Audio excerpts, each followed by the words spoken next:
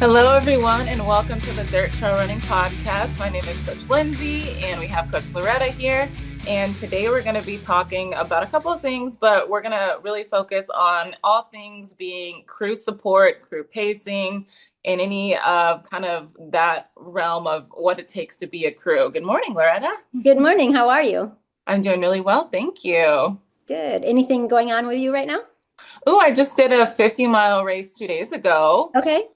in Griffith Park, which is in my backyard where the Hollywood sign is, which is so cool to be able to run there. Like you almost can't believe that you can do a 50-mile race and still not touch Right. most of the trails.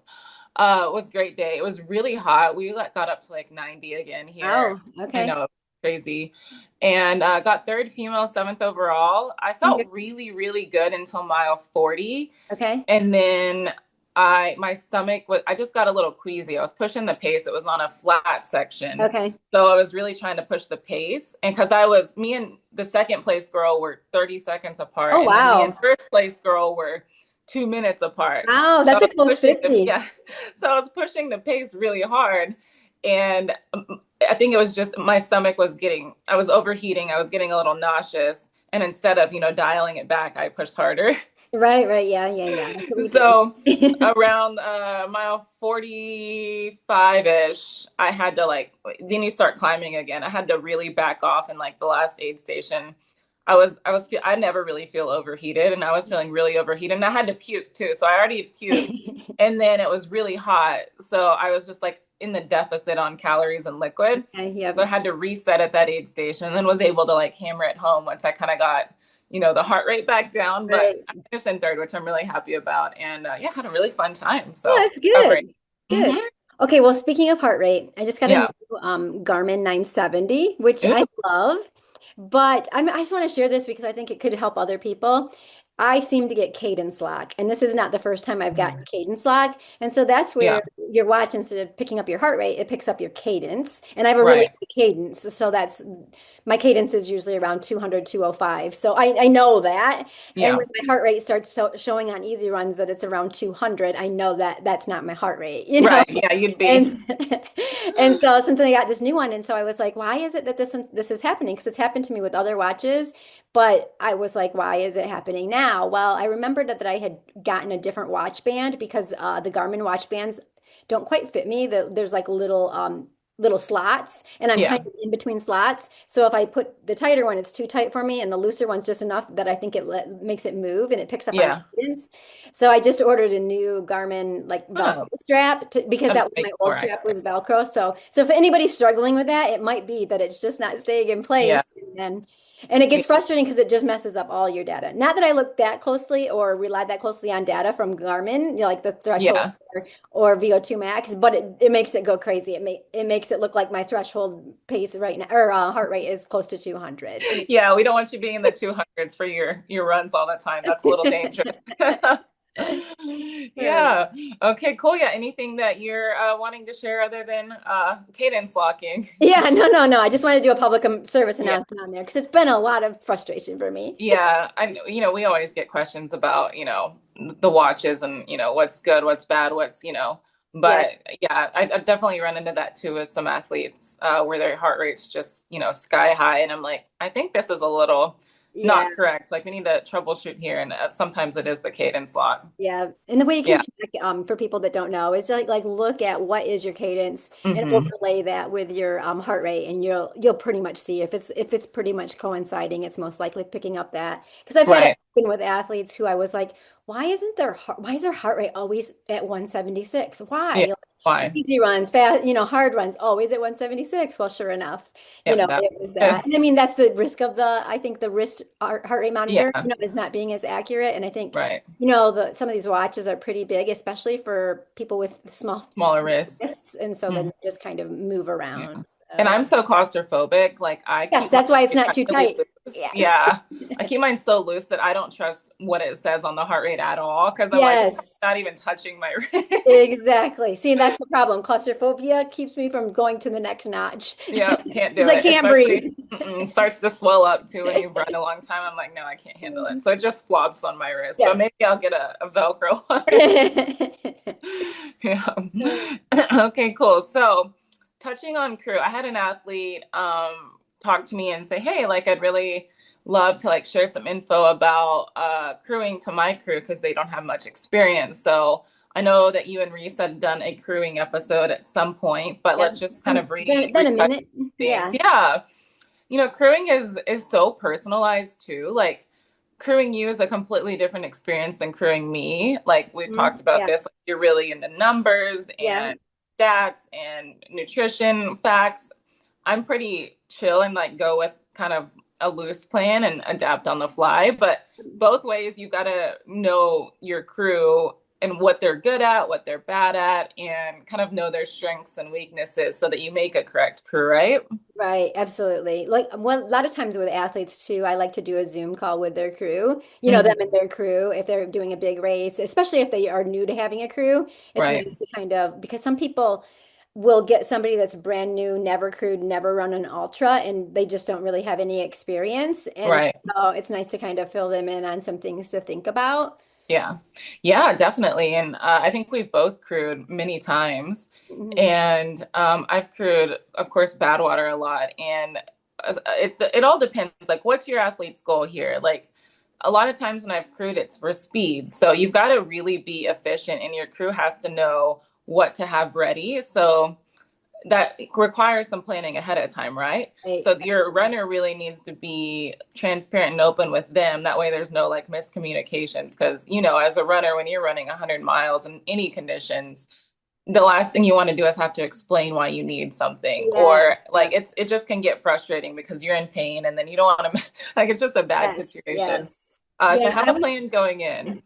Yeah, for sure. And I always tell my athletes, like, when you're coming through to an aid station, have your crew just have like two choices. Because Hmm. I mean, I've learned the hard way, if there's six choices, I can't make a decision. I have, No. decision fatigue, especially later in Yep. the race. And then I might get a little grumpy about it because I'm like, I don't know what I want, because I that's don't just know. Yeah. overwhelming me, right? Yeah. So like two things that you might want, and let Yeah. them, do that. And I think we've talked about this with Reese before too, is like, you're coming into an aid station, start thinking about what you might be needing. And Hmm. so that you're prepared to ask for what you need. If you wanted to text your crew ahead of time so that they Right. can get ready for it, I think is Yeah. huge. And I really like to think about aid station efficiency, whether you're really going for time or whether you're going for cutoffs. It's really important to be as Right. efficient as possible as you go through, because every minute you're standing in an aid station, you're losing time You're moving losing forward. time. Yeah. Yeah. You And can really especially, suck a lot of time. I mean, we talk about that all the time, just like how much time you can waste over any Yes. sort of distance, but especially the longer distances, you can waste hours at aid stations. You can. You can. I Absolutely. remember the first time I had heard people's alarms set, which is a good idea for your crew if you're worried about racing cutoffs, and these stops really mean like you've got to get in and out. Have your crew set an alarm and know that you have 5 minutes on the clock. But the first time I heard that was Leadville, and Leadville's cutoffs are really really tight. Like you've got to be so efficient. There's no time to waste. So it was so just kind of, I don't know, like the stakes were so high around you. Like you heard alarms going off like left and right, and it was crews setting alarms like, okay, you've got 3 minutes and you're out. Like, but that was the first time I'd ever heard that, and I was like, wow, that's a great idea if you're, It is. working with the cutoffs or if you're having a time goal. But that requires some preparation. So having a meeting with your crew prior is exceptionally a good idea. Yeah, I agree. And like the shortest time, I do try to tell athletes, like, in and out in less than 5 minutes, Oh because yeah, I mean, so many reasons. If you stop and you sit down, which is the no worst thing to sitting. do, like the chair is the devil, like, do not sit down. And just Yeah. standing there, you start getting stiff and it's hard to get moving again. Yeah. So I prefer personally to just have things thrown to me or handed to me, and I just keep Hmm. walking on through, and maybe Yeah. tossing things back to, the person. For me, I've always been crewed, which I've been pretty Hmm. fortunate. But even just like having two sets of water bottles, so I have soft flasks if I'm in a vest, or if I'm hand carrying, I can just throw it to them, get a new, just to Yeah. change it. And one of the reasons I like that too is then my crew can keep an eye on, like, how much am I taking in, because I Yeah. might think I'm drinking it all, but in But reality I'm not. not, and they can see that clearly. And I also Right. like to do that with the food that I'm eating. So whether it's a bag of food that I've taken out with me, or whether it's gels. I always Right. throw my empties to them in exchange for new so that they can keep an eye and make sure that I really am doing what I'm supposed to be. And it's Right. pretty concrete, right? Because you can't argue that there's stuff left in there if it's there. Exactly. Yeah, they have a much better like their mental faculties are still there when we're Yes, yes, like not even thinking. Like we're probably thinking we're eating a lot more, taking in a lot more liquid than yes. we actually Yeah. are because we just feel, sloshy, but they actually know what you're what you're eating. Yes, Um, exactly. I have one of my friends, Myra, has been on my crew many times, and she's extremely organized like you. Like she writes down every detail. Yeah. I don't even know that. Like she never even tells me that, but she's writing everything down of what Yes. I'm eating, when, what kind of is going on, and that keeps the crew situated. So generally, in my crew, I'll have somebody like that, which is like the main organizer that Mhm. has all your paperwork, that has allergies, that has everything that you Yep. need organized. I don't even know about it for me, but she's got it all that Yes. way. And then I've got somebody that can pace, someone Mhm. that's a really good runner that loves the miles, one or two Yep. people like that. And then you'll want to have somebody that's good at driving or good at staying awake all night and Or making those critical navigating. decisions, navigating. I Yeah. think if you have like a 3 or 4 person crew, those are the main things there. You've got Yeah. to have some sort, if you're wanting a pacer, you've got to have some sort of running people that can handle the miles, a navigator, like we are saying, that's usually my dad.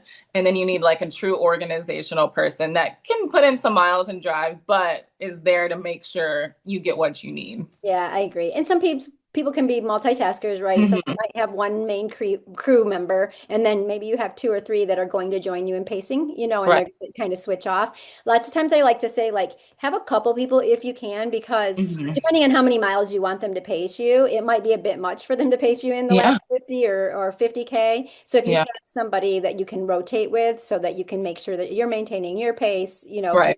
they can keep up with you, I think is really big. But I was going to say, like, my best 100-mile time was at Tunnel Hill. And when I looked at my data afterwards, I think I had 29 minutes of aid station. Yeah.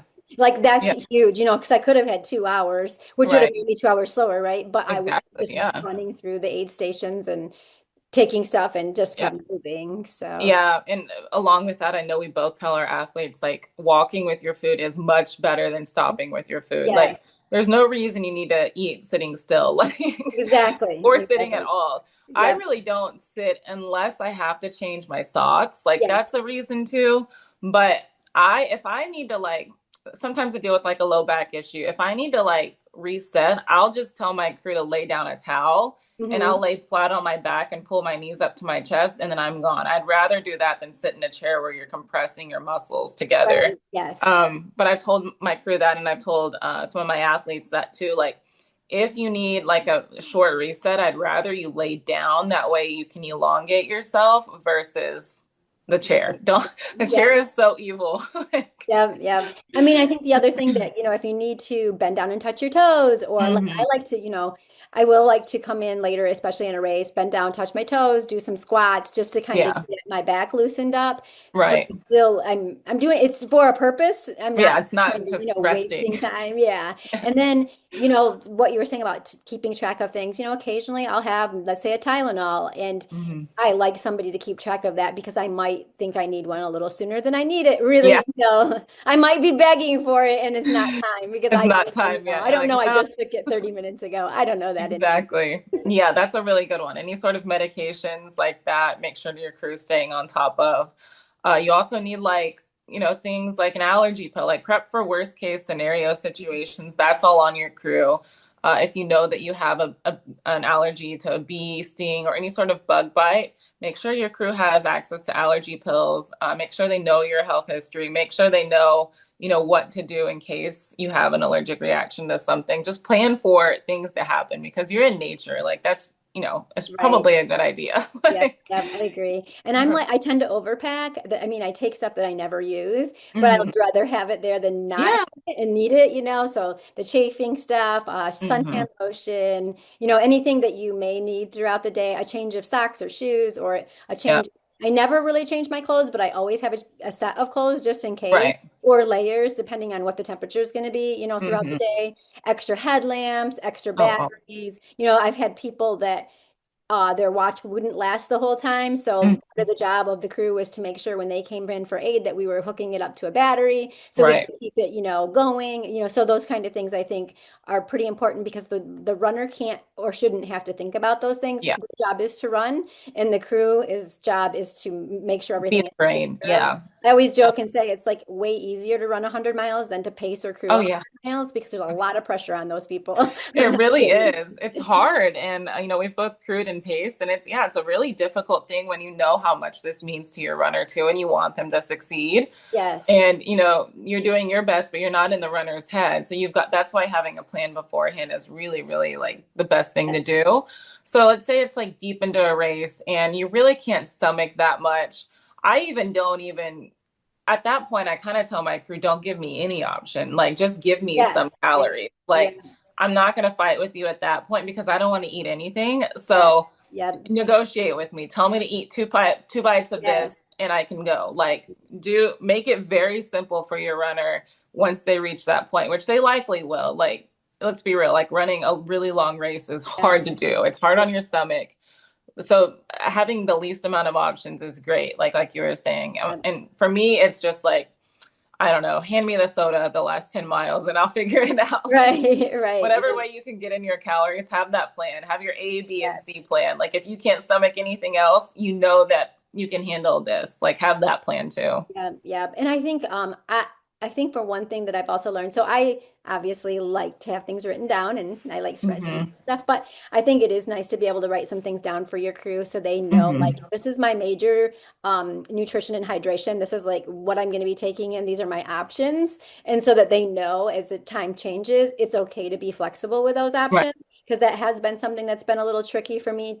My husband's my crew, and Mhm. making sure he understands that it's okay. I'm going to substitute this for that. Maybe I'm not taking in as many calories, but I'm drinking a lot more Coke, or I'm drinking Yeah. some chocolate milk, so I don't quite need all of those other calories. Because it's kind of replacing that. And I Right. think that is a little bit tricky to to understand as a crew, especially if you've never ran one of these, Oh like yeah. how that you are kind of flipping those calories around, so you know that they're still getting something in. It might not be what their plan was, but they're Right. still taking in some kind of calories Right. I think is super important. So as a crew member, we always talk about this as runner is being adaptable. I think crew members need to be adaptable Yeah. too and be able to like be quick on the fly thinkers because you're Right. constantly solving problems out there. And if you can take that off the shoulders of your runner, it's just going to Yeah. be a lot easier for them if you can take that, responsibility over. So I like to have athletes write things down so the crew really knows like what do I need? And I Hmm. also like to have people label things. I've crewed Yeah. for people that just like throw things in a duffel bag and I can't find Yeah. it. And I'm like Yeah. You're digging like, oh shit. around and I don't know where it's at. Yeah. And sometimes they're really gross duffel bags I've proved for. I don't really want to dig around in there. Like label it so I can find it. Quick things that because sometimes you're like really in a hurry when somebody's coming up and then you're Right. digging and you feel like you're wasting their time. And then I Yep. also think one of the other mistakes that I've seen happen is I wanted something that was in the car. So Yeah. like make sure you can have like a small portable something that you can put a little bit of everything in and grab it and run it. 'Cause Hmm. sometimes you have to walk or run a ways to get to an aid station. You don't get Yeah. to, like right there. So being able to grab things quick and making it super portable, I think also helps crew members.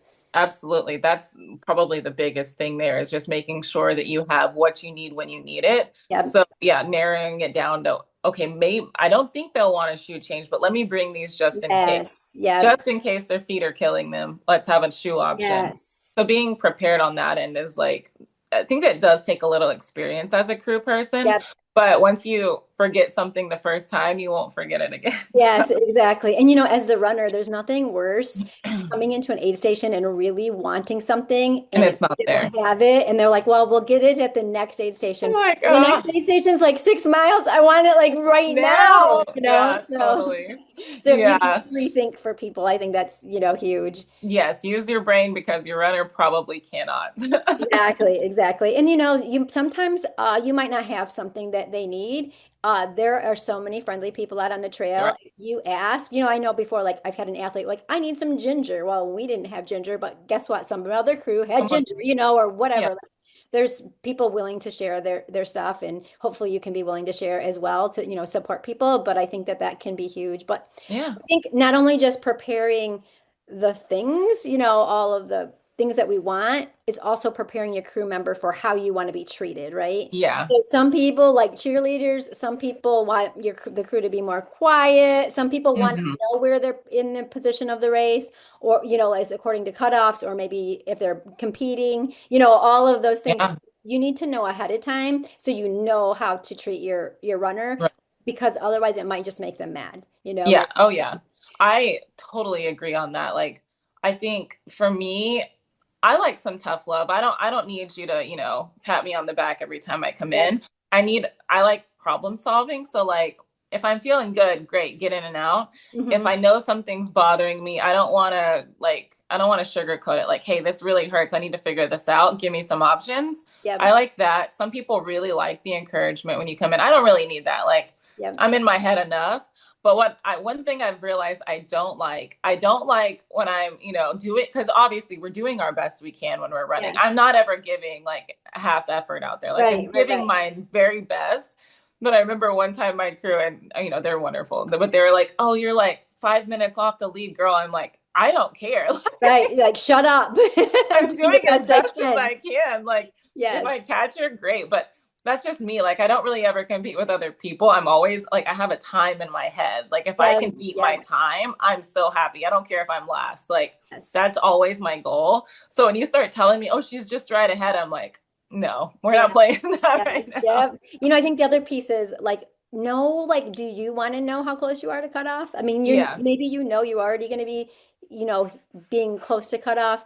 Do you want Yeah. to know that, or do you not want to know that you're close? I mean, is Right. it going to help you, or is it going to pressure you too much? Yeah. I think when I crewed Western States, that was an issue. Like, do Hmm. we tell him or do we not tell him that he's getting Right. really close? Because, Yeah. like you said, he's working as hard as he can. Yeah. So it might Exactly. not change the outcome at all because he's going as hard as he can. So Might now cause I say, frustration. "Oh, you're only 5 minutes off cutoff." It might be worse Yeah. because now Cause I panic. like Yeah. then you might start to spiral. So I think kind of really knowing your person is going to be helpful, and maybe having some of those discussions ahead of time. Yeah. And then the big discussion of at what point am I allowed to let you drop? Yeah. Like have that real conversation. Obviously, Yeah. we don't want to ever push anybody into injury or, something Yeah. that's permanent, but there's a lot of mental stuff that's going on out there Hmm. that we can kind of work through. Sometimes it's just having that crew that says, you know what, I know you're struggling right now. And if you have time, let's take 30 minutes before you make a decision that you're going to do. Right.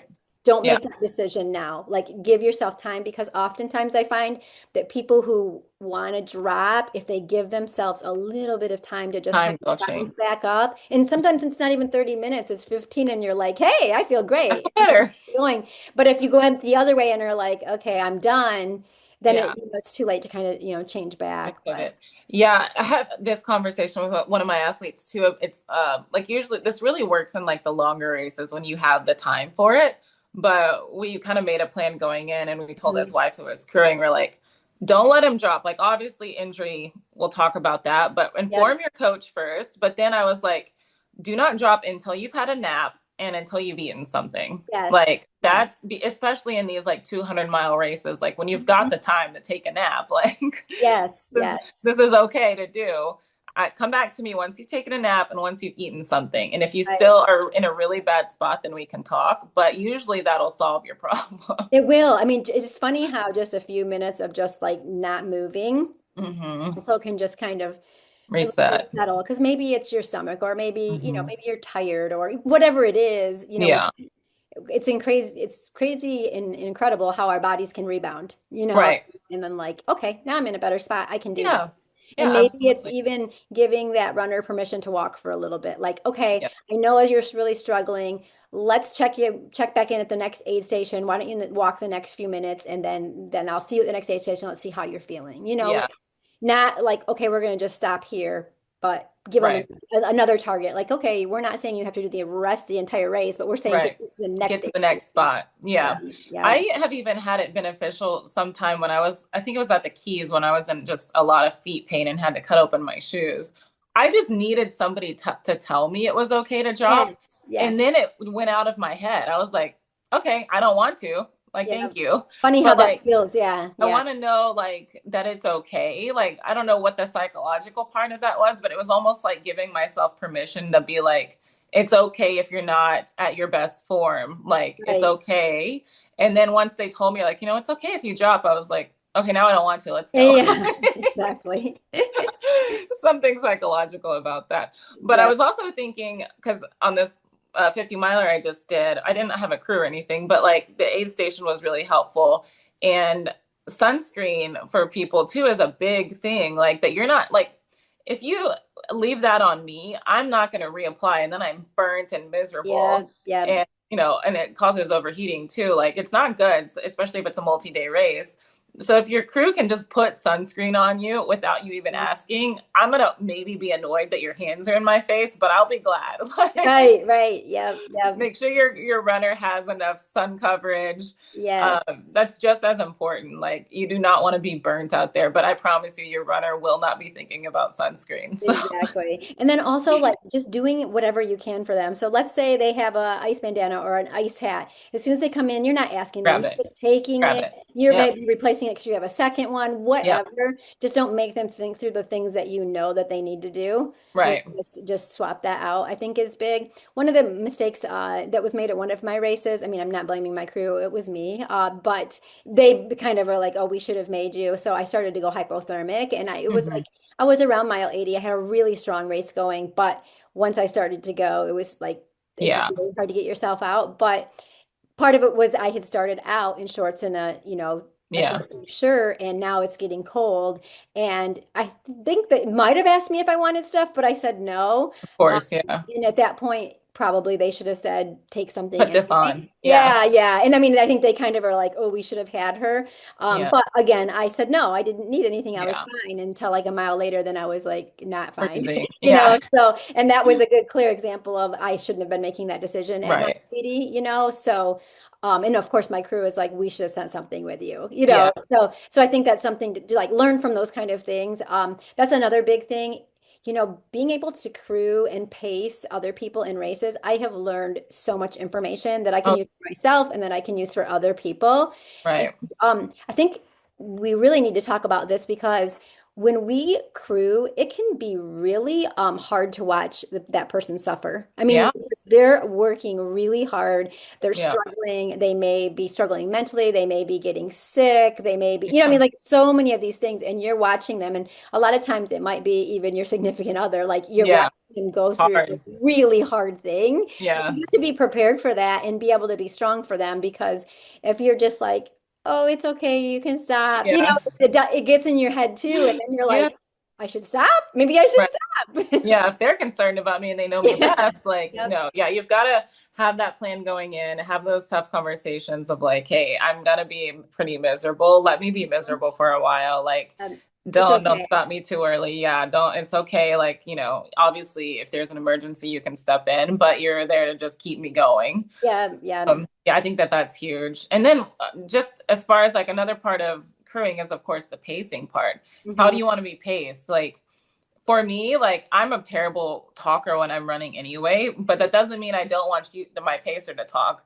Like Hmm. you can talk to me all day. I always tell my runner or my crew, I'm like, please talk to me. I probably won't answer back, but I'm not annoyed. Like I really want to hear like just some sort of Right. distraction, Yeah. but I just can't really talk and run.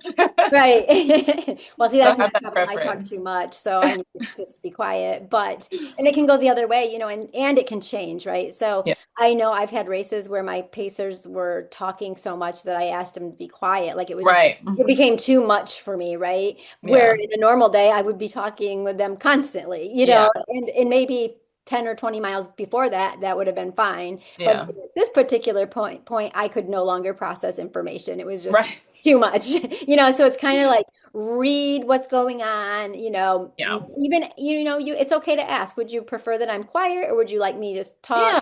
Also, would you like me to run beside you or behind you or in front of you? Like where Yeah. is good position. I paced somebody doing a 250. They preferred me to be ahead of them. I Hmm. wouldn't have liked that if it were me. I would have felt frustrated to have someone ahead of me. Like I Yeah. probably felt like I was getting pulled, right? But for that person, that's what they wanted because it was pulling them around along. Me, I would rather have you beside me or maybe behind Hmm. me, but Yeah. I think it just depends on the person too, like what feels good to you. Yeah. And there's even different rules for different races. Like depending on if you're on a road, it might require a single file with the runner Yeah. in front. Like you don't like you just have to know the rules of your specific race. But I know like most races won't let you mule, which means you Yeah. can't carry stuff for your runner. Know that going in so you're not getting penalties or disqualifications because your runner, if we had it our way, you'd carry everything. Exactly. Yeah, you go ahead. Go ahead and carry the water. But I have done races like Leadville and Badwater both let your crew carry everything, which is Okay. so nice. Yeah. So if that's a thing, have that conversation prior and have your, let's say you're going into Leadville and you know that your pacer can carry your pack even if you want them to.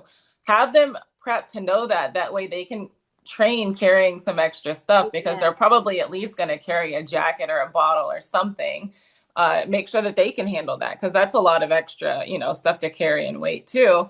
But that's a huge thing. But most races don't let you do that. So make sure your crew knows the rules going in, whether Right. it's like roads, rules of the road, rules of where to park to crew you. Like know all of those things so that you're not getting a disqualification too. Make sure that they know how to label your van if you're in a van. Like all these races really do have ins and outs of what to do and what can't be done for safety. So make sure your crew's very well studied on that. You don't want to have to worry about that as a runner. Yeah, I think that's huge. Like, go to the website. There's usually a Mhm. runner's manual. Get it. If it's not on the website, ask the person you're crewing if you can have it so you can read Yeah. through it and that you know the rules. Because even crewing in between aid stations can get your person disqualified, Yeah. at certain races. So you want to be on top of that so that you're not causing any grief by And not knowing the rules. Because it could be you're thinking you're helping and then it ends up being, yeah. a disqualification. So I think that that's really big to think about. Yeah. And then, And I also think when we're t thinking about crewing, especially when we're thinking about 100 or a 200 or a 250, is um, your crew is or your pacer is going to be out there a long time, and they also need to take care of themselves. yeah. And so that's something that has gotten me into a little trouble pacing because you're moving slower than you typically would because you're in Yeah. a long race. And so then I'm worried about taking care of the person that I'm crewing and I forget Hmm. about taking care of myself. So you need to Right. make sure that you're taking in nutrition and hydration because even though maybe you're not going your normal pace, you're still out there and you're out there several hours and Yeah. sometimes 2 or 3 times longer than it would normally take you if you were Exactly. just going for a run. And I think so sometimes if you think, oh, if I were going to do it 10 miles, normally it would be take me this amount of time. Well, it might be 2 or 3 times longer. So that Yeah. means you're going to need 2 or 3 times more nutrition and hydration. Yeah. Last thing you want to do is like now but you're a liability to your runner. Like now Yes, you need yes, rescuing. And that's a big thing, especially in like the extremes, like in a really hot race. If your crew gets down and out and one of them has to get to a hospital, you're yes, without a crew and then you're in danger. yeah, Or on the other side, if a crew gets too cold and like just can't, is useless and has to stay in the car, like that's not good either. So yeah, have that plan going in of like, what do we do? How do we take care of ourselves? I know even like at Badwater, we have plans like, okay, there's four of us, one of us is taking a nap right now. Like yeah, that way somebody is always getting refreshed. You just don't know like how long it's going to take your runner. And it's not normal for us to, like when we're running, it's a little easier to stay awake because you're moving the whole time. When yes, you're a crew, you're sitting down, you're going in and out of air conditioning, like you get pretty sleepy. Like you've got right, to yes. drive a van safely, you've got to make decisions. So you need to keep your crew needs to keep their mental state as on top of it as they can. Absolutely. And I've even crewed like some looped courses where, it's a 20-mile loop and, Hmm. it's taking, it takes quite a while to do Yeah, a 20-mile loop. And so, and now of course it's like 1 o'clock in the morning. So you're yeah, tired. So, being able to go because you also need to be awake when they come back yeah, around. But it's also nice, like if they have a pacer that the pacer can kind of keep you in the right. loop. So like go to sleep, we'll text you when we're 30 minutes out or call you or Yeah, whatever so that we'll you wake you can up. sleep. Yeah, Yeah, definitely. exactly. Because it becomes a really long day for the crew and pacers because Yeah, they're and they're waiting. Most of their day is that's, spent waiting. Hurry up yeah, and wait. Hurry up and hurry up wait. and wait. Yeah, and make sure to, obviously you get a little grumpy just because you're suffering, but make sure Yes. your crew is, feels appreciated. Make sure you're, doing what you can to say thank you to crew and obviously aid station and all that. But like a little bit of that goes a long way too. Like it's hard to crew. Like it is so mentally draining to crew and it's rewarding, but you really feel, I mean, you're being bossed around for like Yes. like a whole day. It's kind of hard, but that's what you signed up for, and that's what you want to help your runner as best as you can. So as a runner, try and be really, really nice to your crew. I always feel like the day after I've crewed like 100 or pay and pace that I'm almost as tired as I did as if Oh I yeah.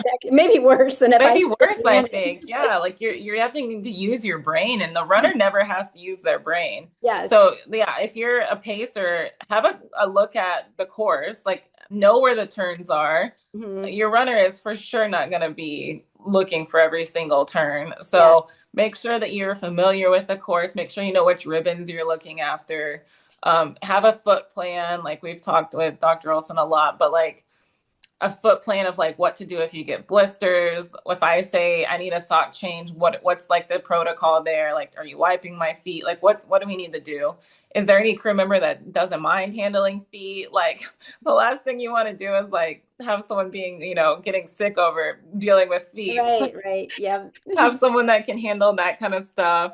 Yeah, you've got to figure out just these little nuances, but it's kind of like a trial and error too. So you've got to know kind of what you like, kind of be prepared to be adaptable on both sides of things. Right, I agree. And I mean, one of the perks of having a coach, I don't know about you, but I'm available during my Yeah, runners races, right? So it's a 100 mile yeah, race, and I know I'm gonna probably be up a lot during the night checking, to see how things are going, checking the tracker, and I always offer my number to the crew so that yeah, one, I want to keep in the loop because I want to know what's going on, but I yeah, also want to be there to help problem solve. So if they run into an issue, I can give them an objective set of eyes to say, try this, do this, or an experienced set of eyes, to be able to help them as well.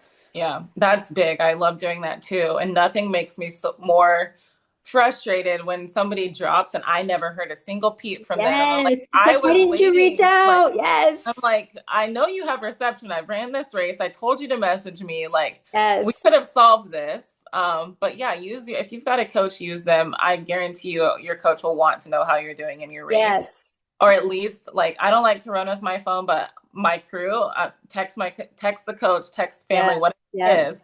Have someone like, because that's like a free crew member that actually has slept, but actually has a Yes. fresh set of eyes Yes. on things. Yep. At least run it by them. And it's helped, my athletes many times where their wife will message me and be like, hey, Yes. this is happening. What do I need to do? And I'm like, here's the list, do this. Do And this. then they're perfectly, able to do that and reset and go on. Yep. But you stand zero chance of, getting some help if you don't even ask. So, Right. or if you don't even keep Exactly. somebody in the loop. So even Yep. if it's not a coach, have like a fresh set of eyes that just is watching from the outside of things. I agree. And I also think a couple good things to do, when you're checking the website of the race, Mhm. most races have GPX files so that you can put in all of the aid stations right into your phone. So it's going to make navigating a lot easier because it can be kind of tricky to navigate and drive at the same Yeah. time, trying to figure out. So if you have it all plugged in, I think that that's huge. And know like how long it takes. Geez, I mean, at Western states, it takes a really long time to get to the next place because you're going Out. to the mountains and Yeah. little tiny hairpin turns and you think Yeah. you're never going to Hours. get there. So like know like, okay, this is how far it is. This is about how long it's going to take me Right. because nothing is worse than being missed by your crew. Oh, yeah. I've had it happen and you're like, hey, where are Okay. you? See you I'm next here. time. You're not here. Yeah, I'll see you in 5 more Yep. miles. But sometimes, you don't have the stuff to go 5 more miles. So it's really Yeah. important that you can be there because it does make it mentally can really get in your head if you miss your Yeah. crew. So I Yeah. think it's just like take that like really seriously and making sure that you Mhm. can get to those, places in time, I think is Mhm. huge.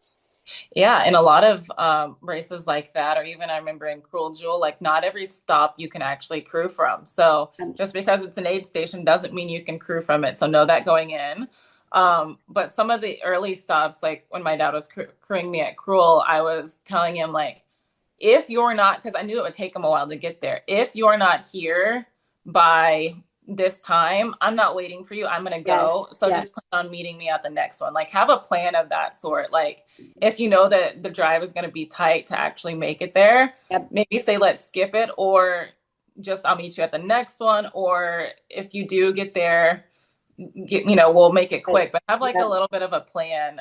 If you're not here by this time, I'm just going to go. Yes. Then I ended up meeting him at the next one and it all was fine. But if you have that plan going in, you're not like scrambling for something that you needed. Like maybe I already took an extra granola bar with me or whatever Right. it Yep. was. Like make Yep. sure that if your crew can't get to you, have that plan because a lot of these like mountain races, like you were saying, are just they're Yeah. hard to They're navigate. I hard. remember Very doing hard. Western States too, and I'm like, we're out here for hours getting to the next aid station. Yes, yes. I think Yes. another thing to think about that sometimes races, if they have a 50 and they have 100, the aid station, the things that they have changed throughout to the day. So Hmm. some of the hotter items don't start until later Yeah. for the 100 milers. So the 50 milers may never get to the warmer food. And if they're going to need something like that, know that in advance so that you can Yeah. do that for them. Or you can go onto many of the race sites will tell you what each aid station is going to have or about what they're going to have. Hmm. It's a great way for you to know, especially if your athlete's struggling with getting in nutrition. You might Right. stop at a gas station along the way to grab something because it's not going to be at the aid station, I think is, Right. a good thing to do too. Yeah, all of this is just like so important. So if you're listening, take some notes, Yeah. re-listen to this, take some notes. I had a call with one of my friends who's doing the keys coming up, and she just had like very specific questions. So I was telling her, she's like, "What's the bathroom situation?" Oh, that's a good one And that's too. a big Yeah. one. If you're running a race like through a city, have a plan. What I did was just use the convenience stores along the way. Like if you get caught going to the bathroom on a street, you'll get disqualified. Like you're going through neighborhoods. That's the last thing you want to do. So if that's a situation, you've got to have a plan. But I told her, because she's crewed Badwater too, I was like, you know what I would do if I did the Keys again? Because when you use these convenience stores, the lines are like 30 people long because it's Oh, not gee. only your runners that are using them, it's also crew because there's just Right. nowhere to go out there. I would have done what we did at Badwater, and you take your bucket and you put you do the whole bucket thing and bring a pop-up tent. Like that's Right. what I do. So that's what I told her. So I think she's gonna do that. But like if you need to make a bathroom plan, make a bathroom plan. Like it's important. Like you can't go a Yes. whole race. Like you've got to figure out how to do that for yourself and for the crew. But the last thing you want is if you're chasing cutoffs or if you're chasing a time and you're in a 30-person line for a convenience store. That's not happening. And I think that's another thing you can check on the website. Usually it will mark Hmm. like which aid stations have bathrooms. And that is something Hmm. I often ask my crew, like, is the next one going to have a be like I need to go to the Need to bathroom. go to the There's bathroom. one. Yeah. So and it's Yeah. nice to know like, oh yeah, there's going to be one there. So it kind of gives you a little bit of an ease of okay, I can make it. I can make it to the Yeah. next one. I can make it. Yeah, definitely. It was funny running on this 50-mile race. I mean, I know the park like the back of my hand, so I know where the bathrooms are and stuff. But one runner runs into a women's bathroom, which I know is the nicest bathroom on the course. Like I'm 100%. But she comes running out of the bathroom. She's like, "Oh no, I'll just hold it till the next one." And I'm like, "You shouldn't hold it. You should just go." It's the best one you're gonna get. This is the one. So just make a bathroom plan. You're gonna have to go at some point. Just make sure you know exactly where they are. There's Yep. nothing worse than like, just having to hold it and you're just dying. And Yes. then if you do Yes. go on the street and the keys, you're gonna get a DQ. Right. Right. It is just terrible. I mean, imagine like, yeah. But yeah, I mean, we've touched on think a we've ton covered today. it. Yeah. I mean, I'm I'm sure sure we there's more. We could probably so talk all day much. about this and just so Yeah. many things that we've learned and could share. Right. I think And we've, so yeah. I think like once this comes out and people can listen to it, maybe we can do a part two if anyone else has any sort of Yeah. questions on crewing and pacing. But yeah, I think the main takeaway is have a plan. Like have a plan with your runner, have a meeting with your crew, and make sure you have a plan going in. Plans change, but at least you know a starting point and kind of what direction you're going. Yep. I agree. But this has Yeah. been a fun show. Yeah, I love it. I mean, Yeah. seriously, we could talk forever, but let's kind of keep it there. And Okay. yeah, we'll pick back up. But yeah, anything else? I think that that's all. Perfect. Well, so good to see you. And I hope you enjoyed this episode as we talk all things crew. Thank you guys. Bye. See you next time. Bye.